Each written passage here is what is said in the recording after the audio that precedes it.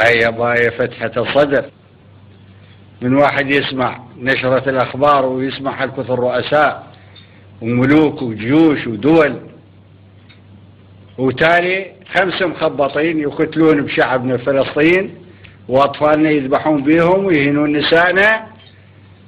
تصدر تصريحات معيبة، تصريحات والله خلنا نشكل لجنة دولية، يعني لجنة أمريكية، دولية يعني أمريكية.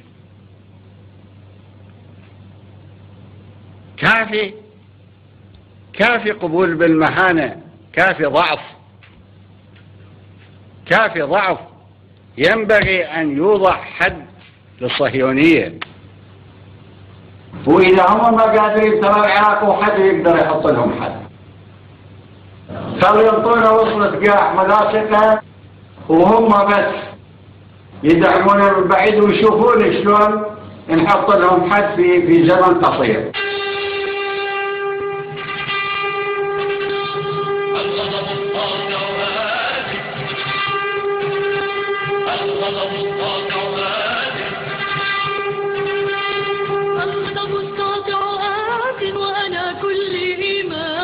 الغضب الساطع آت تمر على الأحزان، الغضب الساطع آت وأنا كل إيمان، الغضب الساطع آت تمر على الأحزان من كل طريق بزياد الرهبة، من كل طريق بزياد الرهبة وكعزم الله الغامر.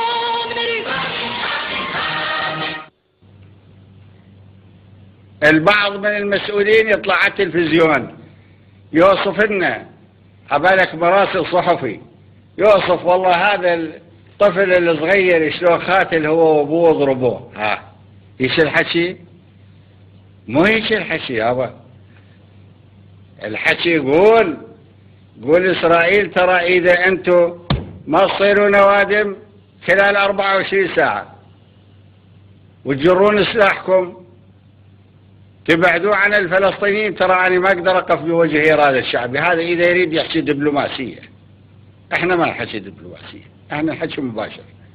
الحق يراد له حكي مباشر حتى يفهم.